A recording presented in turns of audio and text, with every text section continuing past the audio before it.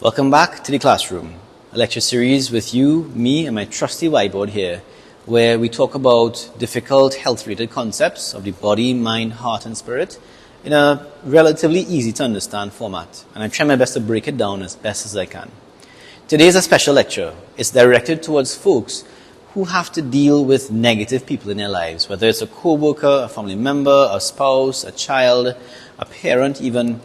I've come up with a sort of structure or a method that I've found very helpful in my life, and for those patients who I extend that to in their lives as well, that help us to guard ourselves and to be able to deal in a harmonious way with negative people. So today's lecture is protecting ourselves. Ourselves from negative people. You see, it all begins with understanding that whatever negativity that person is directing towards us is not really directed towards us. It really comes from whatever negative emotions they are carrying, that they are inflicting on the world. And that, to be honest, is one of the main things that help us to put some emotional distance between these people and what they have to say to us and our heart and our mind. So, but that's a difficult thing to attain. How do I get to that point? Let me show you. So, for anyone who's ever been to a sort of fancy American or European house, they might have come through what's called a mudroom. M-U-D-R-O-O-M.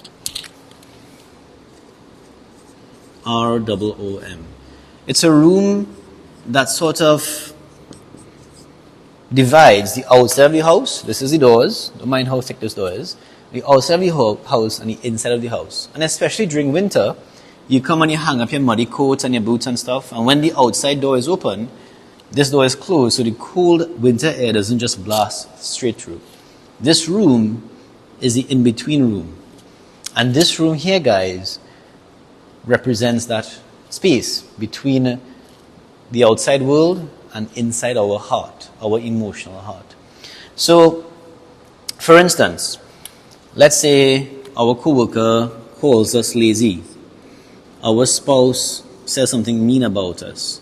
Our sibling, betrayed us. Our best friend disappointed us. And all of these things are coming in. Now, without this structure in place, all those negative things go straight into the core of our being and affect us deeply. But here is what I would like to show you all today. You have the ability to choose what goes in and what you want to totally let go. How do we make that choice? Very, very, very simply.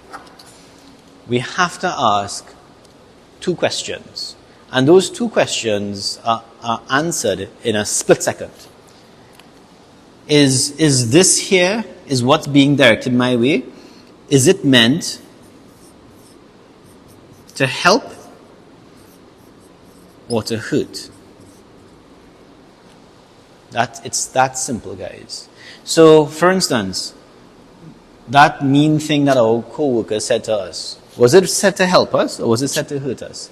And you'll find that the answer to that question bubbles up from here. It's not a logical thing, usually. And so, it's really how you feel about it, because I can come to my co-worker and say, hey, I find you're not doing enough, what's going on? Or I can say, hey, I find you're not working as best as you can, is everything okay? And so, similar concept, but totally different intent. And so, depending if it's meant to help, even if it's constructive criticism, if it's meant to help, then we allow it in and we internalize it into the core of our being, and it makes us better. But if it's meant to hurt us, then you know something? I'm not accepting that, because it's meant to hurt, it's meant to be spiteful, and I'm not giving you that power over me. I'm not allowing you to hurt me because I don't deserve it.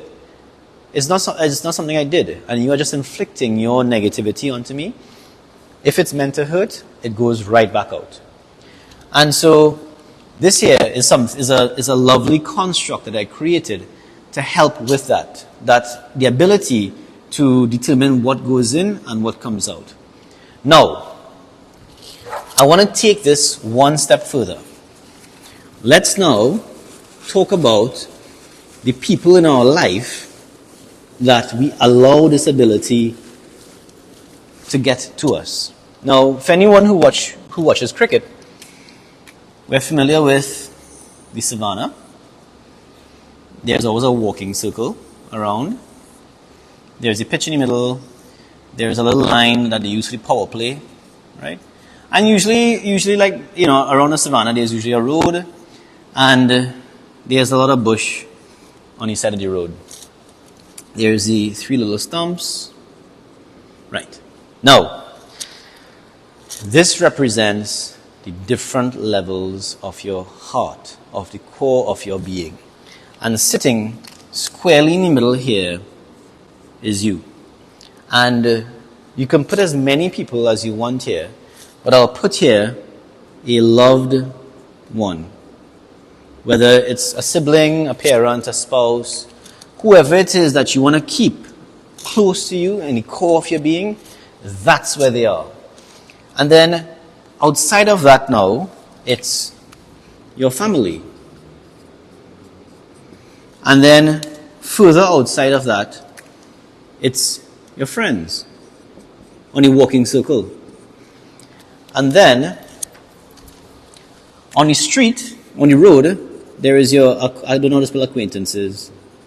Acquaintances. And then, most importantly, in the bush, there's people who don't like you. So this is how we layer the people in our lives. And the people that are in that pitch with us, people who batten with us, they have the ability, guys, to affect us the deepest and the most. Our family, they could still affect us, they could still run us out. They have an effect on us. Our friends, if they shout hard enough, we can hear them for sure, right? The acquaintances, they'll have to really shout and honk the horn very loud for that to affect us. And any people in the bush, barely. There's so much distance that they can barely have any effect. And so, I would encourage each and every one of you all to think about the people in your lives that you interact with on a daily basis and place them appropriately. Now, this is just a general guideline, because I'm sure we all have family members who bat with us, but there are also some family members who should be here.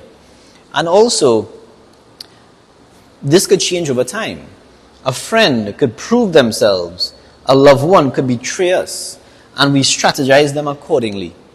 And so coupling this concept now with the ability to discern if someone's actions or words are meant to help or to hurt, to me, that is the method that I use to decide what I allow into the core of my being, or what it is I choose to just not internalize at all because it is not helpful to me.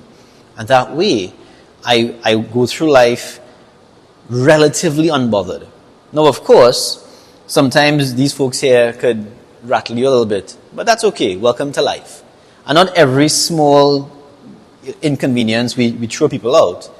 But this is a guideline, a framework that we can use and we can employ to be able to determine how much people affect us, and especially to the negative people in our lives. And that way, the idea or the goal behind this methodology is to be able to treat with these people relatively unaffected. Because the majority of long ago, my strategy and a lot of other people's strategy in dealing with negative people is to run from them. I'm not dealing with this one, I'm not talking to this one. If I see this person here, I'm crossing the road. That gives them power over us. It gives them the ability to change and to manipulate our circumstances. And make no mistake, they know that. And so, by placing them accordingly and by determining what they say, if it's helpful or hurtful, we can treat with them relatively unaffectedly. So, I hope you guys find benefit in this. This was something that took me a lot of years, a lot of suffering to come up with, to be able to verbalize to you all. And I hope it's something that helps. So, any questions, any concerns, you can shoot me a question in comments. And if there's any video content that you'd like me to talk about, shoot me a message in the comments as well. So until the next time, catch you in the next classroom.